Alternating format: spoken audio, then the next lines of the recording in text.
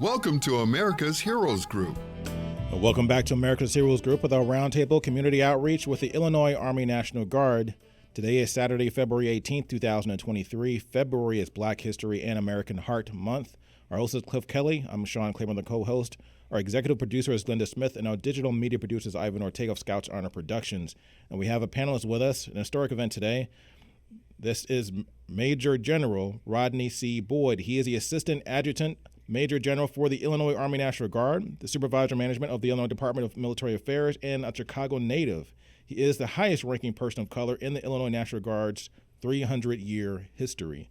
And we're going to talk about the Adjutant General and all matters around the supervision and management of the Illinois Department of Military Affairs and the Illinois Army National Guard. To give you some brief background on our distinguished gentleman for today, he's a 41-year career, started as a Marine. He now serves as a principal assistant to the Adjutant General in all matters pertaining to supervision and management of the Illinois National Guard, managing about 10,000 citizen soldiers, served in Iraq and Afghanistan, bachelor in criminology, master in education, also a master's in strategic studies from the U.S. Army of War College. His 23-year career in law enforcement saw him rise to the rank of Chief of Police for the city of Bellwood, Illinois. After law enforcement, briefly served as a Vice President of Operations at JPMorgan Chase Bank, and also a supervisory criminal investigator for the Northwest University Police Department. Husband, father, grandfather. Welcome to our show. Thank you. Glad to be a part of it. Glad to have you, and it's an honor and a privilege to have this conversation with you, sir. Can you hear us? Hello? Yes, thank you. I'm here. Yes, thank you. Yeah, I just want to give you basically your due respect. So, Major General, tell us about what you do, and also give us a background on what the importance is of your job.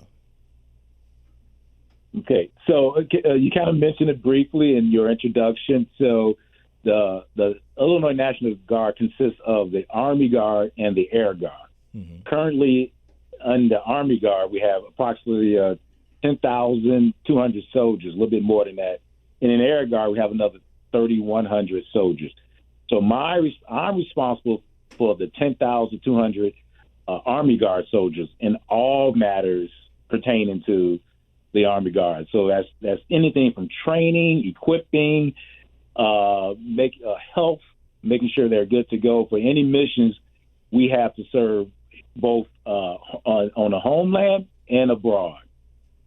So as an Army National Guard veteran myself, a lot of people don't realize that the Army National Guard is part of the U.S. Army.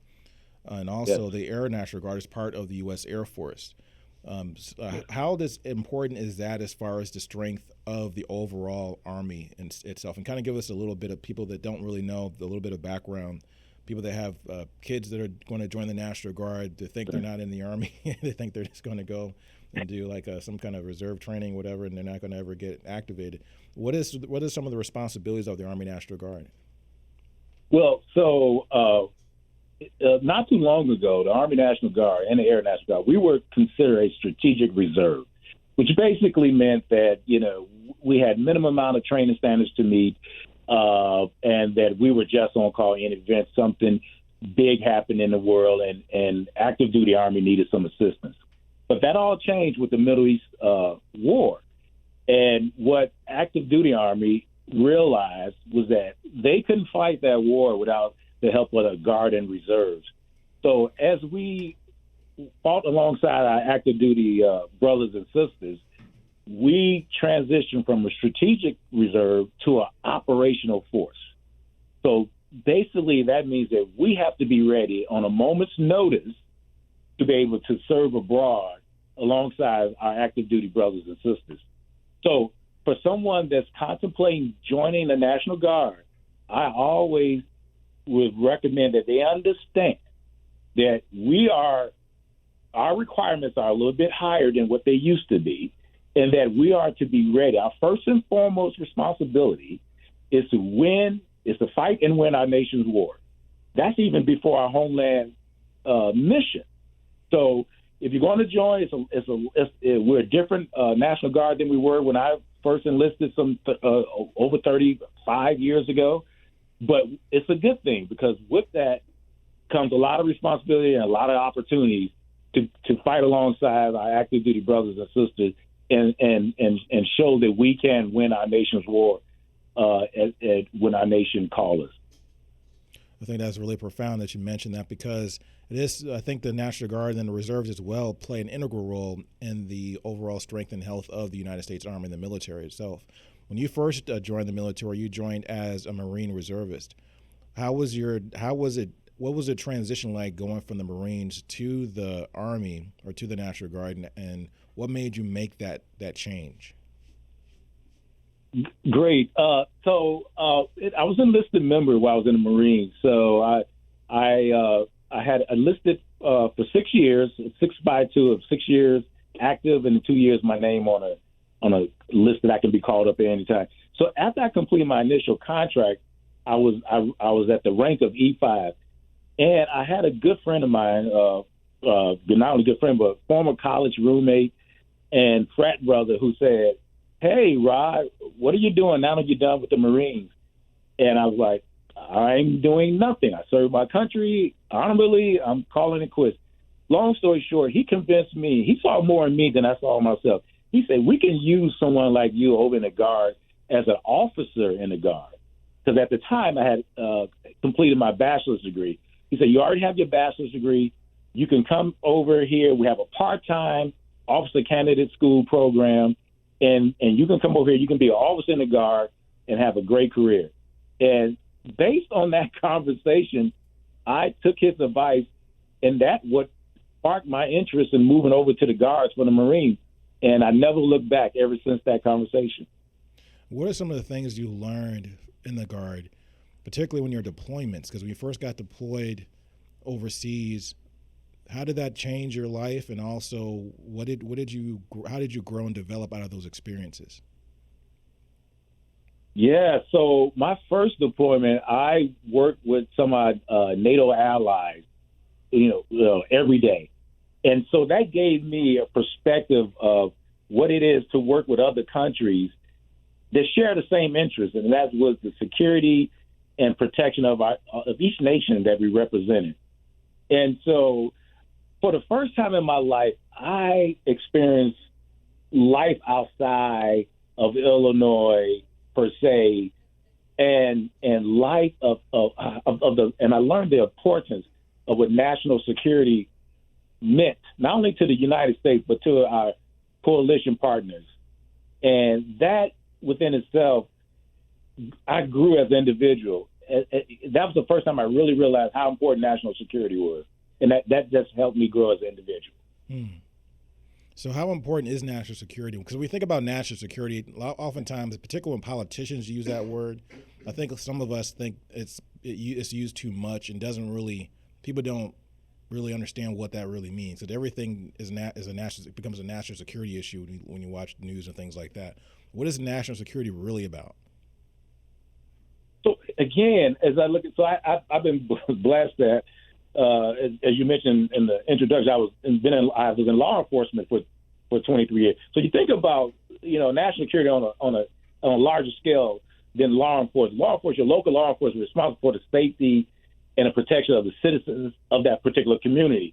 So without the basic law enforcement, you cannot move around in your community and do the things that we just take for granted. Same thing at the national level.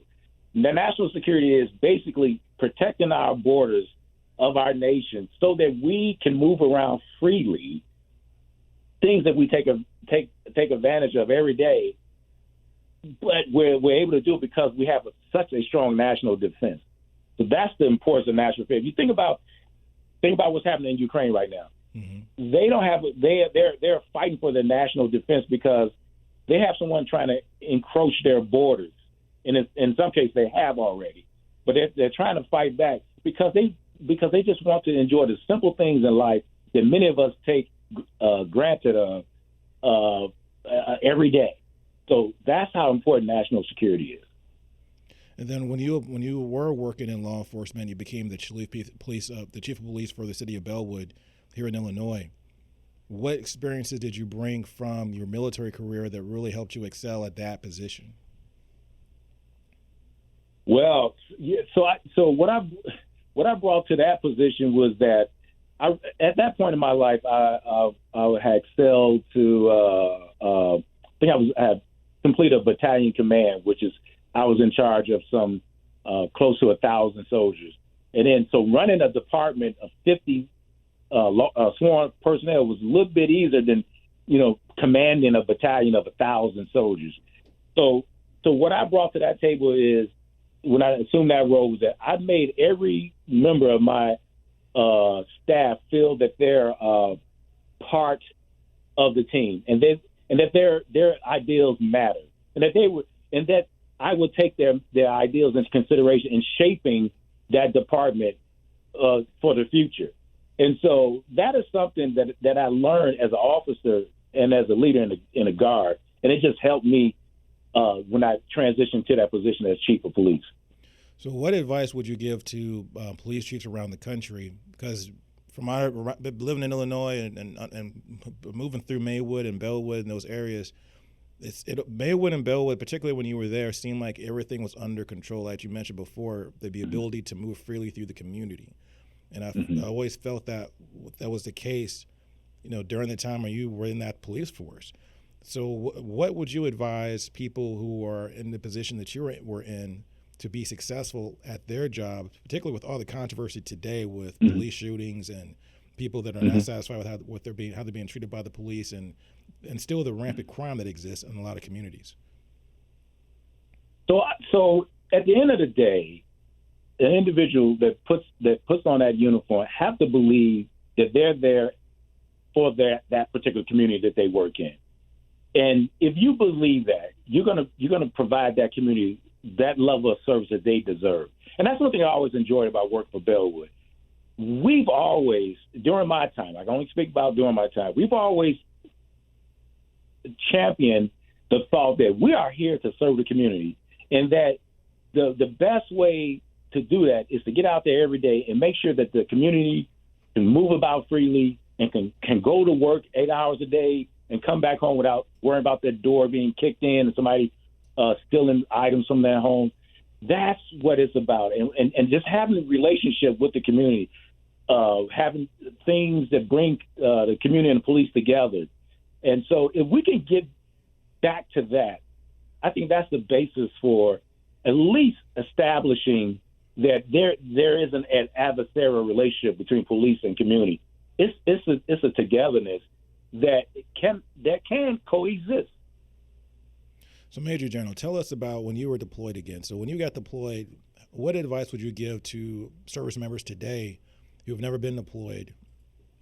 How do they psychologically prepare themselves for deployment when they feel that it could be extended, particularly?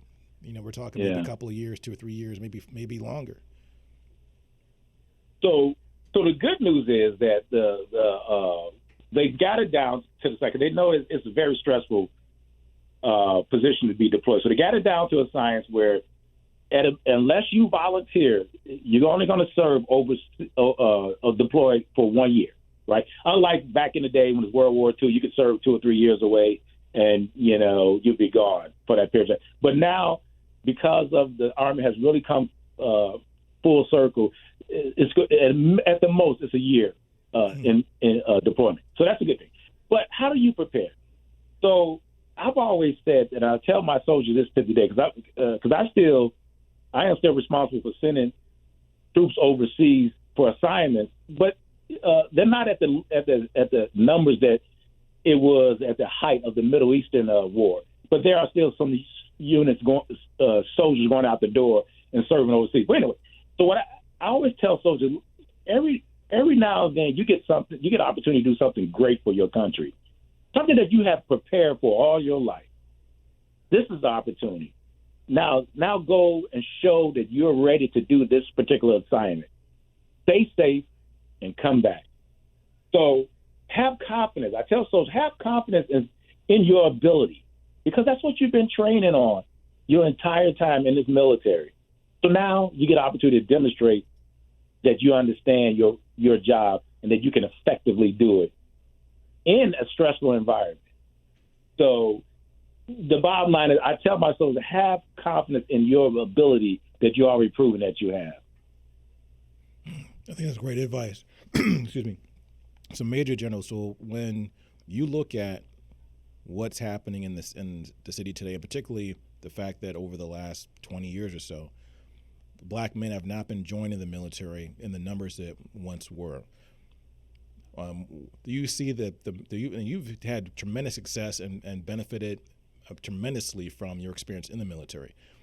Do you see that opportunity? What would you say to Black men today who maybe are looking for direction, need some direction, maybe don't have a lot of opportunities in their community?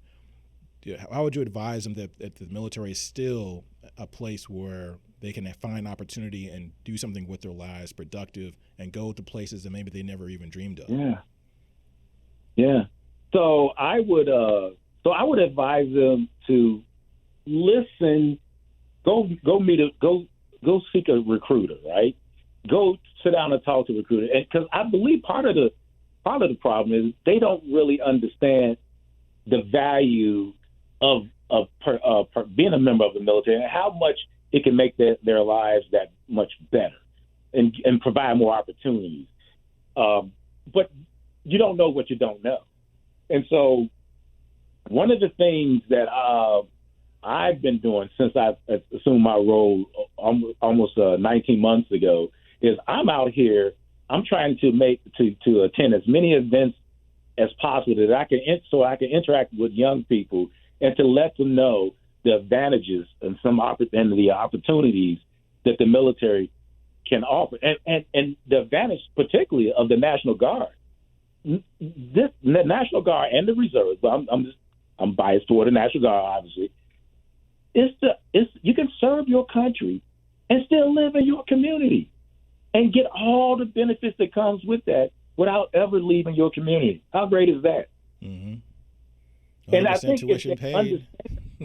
Go ahead. 100% tuition paid. Sorry to interrupt you, General, but 100% tuition paid and for any state school, and that's pretty much across any state guard program, whether you're Air Guard, Army Guard. And we're not just talking about the bachelor's degree. You can get up to a PhD or a JD. You can get several degrees. Not only just tuition, but you have health insurance, you have retirement benefits. It's just so many other options or opportunities. And how about this? The basic: you learn a trade. You learn how to do something that the government is paying for you to learn, free to you. A skill set that you'll keep for the rest of your life. How great is that? Mm-hmm. So, Major General, where do you want to see the National Guard go, particularly the Illinois National Guard? What is your vision for our forces for the next, say, 5 to 10 years? What do you want to see us progress to and evolve into? So what I'm seeing now, and we're starting this, and we have some great traction. A force that feels inclusive to everyone, right? I have to be honest with you. When I started some 30-some years ago, it wasn't a very inclusive force. But I'm proud to say that we are working on being a very inclusive force for everyone. We want everyone to put on that uniform and serve in our organization, feel that they belong, because they do. The minute you qualify to join our ranks and you raise your hand, you take that oath, you belong. And it's up to us as leaders in our organization to make everyone feel that they belong. And so we have a great team of leaders that's working on making every soldier that put on a uniform, stand in our formation, feel that they belong, and that they will have an opportunity in our organization. Well said. So, any final thoughts? It's just the Illinois National Guard and to include, and then my experience in the reserves have really afforded me an opportunity that I never would have thought of. Growing up on the south side of Chicago in public housing, on public assistance. Life for me, it didn't seem like it had a lot of options. But I'm here, and I'm proud to say that because I stumbled onto the military, because it wasn't introduced to me. I don't know why. I just didn't really hear much about the military. But somehow I was able to stumble onto the military, and it has afforded me so many opportunities. As you mentioned, I deployed 3 times. In addition to deploying 3 times, I've been to about 5 other countries that on training missions that I never would have gone to hadn't been for the military. So I'm going to spend this next chapter of my life in this position, hitting the pavement, spreading the word that we are an organization, the Illinois National Guard. We are an organization that can afford you an opportunity. And this is coming from a kid, again, from the south side of Chicago, raised in public housing, on public assistance, and a CPS product. I'm telling you, you can do it if you just listen and take a chance on yourself. Bet on yourself, and you can have a great life out here. Great words. Major General Rodney C. Boyd, Assistant Adjutant, Major General for the Illinois Army National Guard. Thank you for your time, sir. Thank you for having me. This is America's Heroes Group. We'll be right back.